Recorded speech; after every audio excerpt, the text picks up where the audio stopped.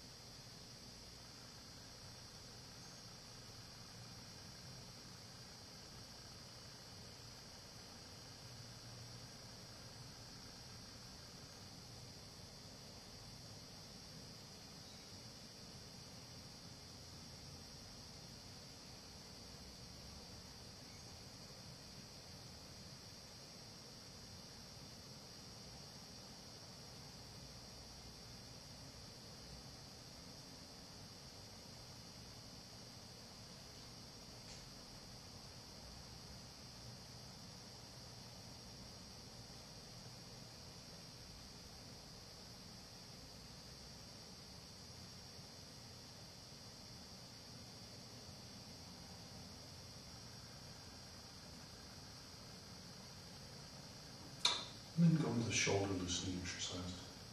And back, out, around.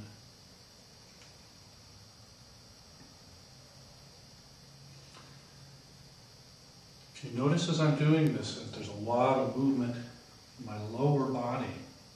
The more I can move through my whole body as I do these, the less work I have to do in my arms and shoulders and the more relaxed they can become. If I do these just standing, without using the rest of my body, the movement is really isolated into the shoulders and I have to use a lot of muscular strength. As opposed to using the lower body, the legs and the waist, I can actually move my arms through the range at the same time, keep them much more relaxed.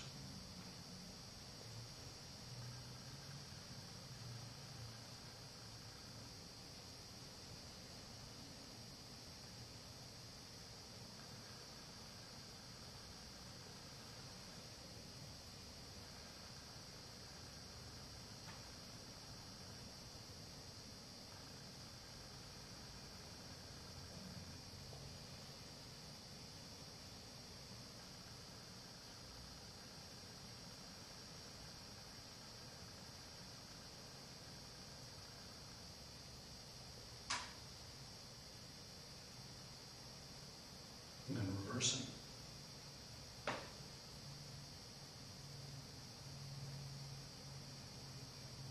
I'm going to have these motions be very smooth, continuous. And you don't want to feel like you're going to the point where you're putting tension in your body to do it. You want to stay moving about 70% of your capability rather than pushing and straining to achieve 100%.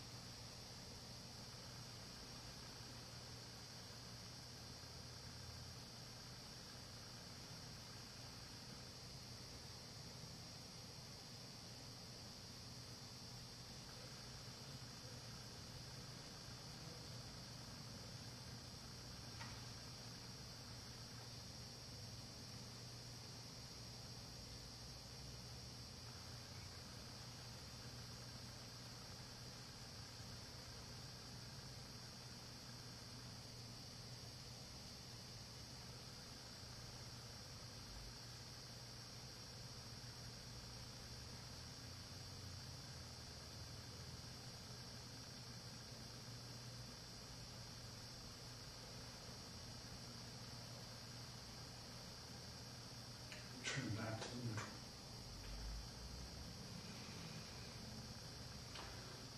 Next exercise is basically about developing some of the circles in the form as you move forward and back.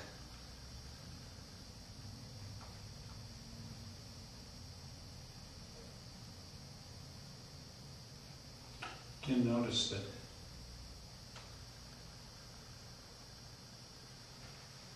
it's my leg movement, my waist movement, not really hands. My hands are not going in a big circle independent of my body. If you watch, actually, my hands, relative to the front of my body, move very little. They're just moved along by the body. Very loose and relaxed. Connection and reversing.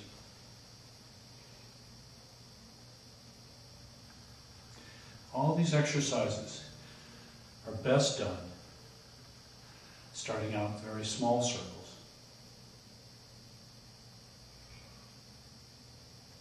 Gradually developing the size of the circle, making them bigger.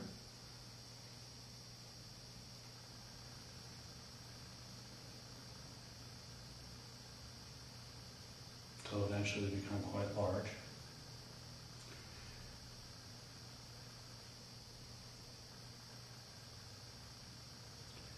And then gradually making them smaller again. As you make them smaller, really concentrate on relaxing, letting go of any tension. It can also be done just as a small circle, one leg forward, your weight on the forward leg.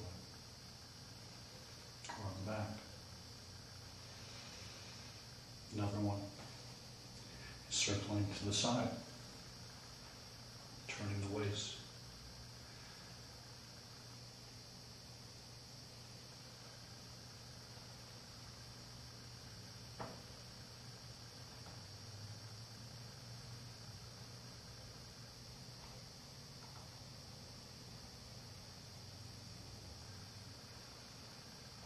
And if you notice, my hands are not making circles. My waist and hips are turning. My hands are staying lined up with my shoulders.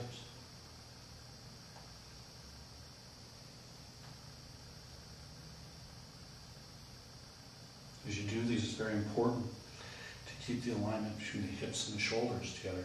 It's very easy to turn and twist your spine without exaggerating it. See here how my shoulders have overturned my hips. My hips are on this line. My shoulders are twisted in. You want to keep your shoulders and hips in the same line.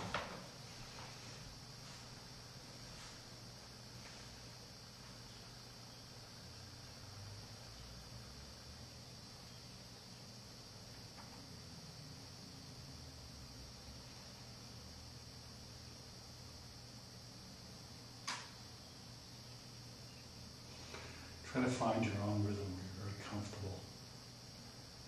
You can move smoothly. Or you're relaxing, releasing.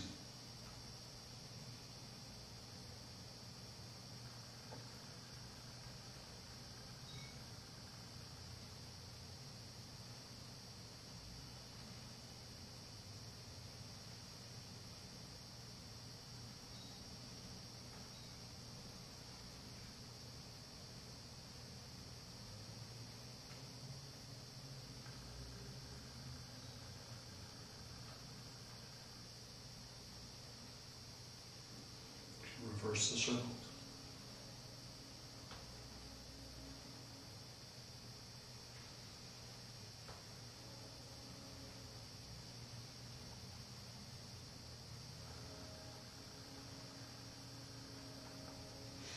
What we've done here is basically worked the primary ways that the body circles and the primary axis, a horizontal and vertical, forward and back, both directions.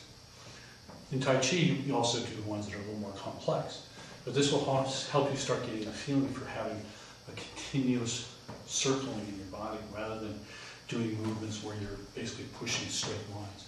There's times in the form where it's deceptive because it looks almost like you're going in a straight line, but ultimately you really aren't. So with those foundation exercises, and I would suggest you really work at those for a good half hour. It will really help build in a lot of the real fundamentals that you want to develop for doing Tai Chi.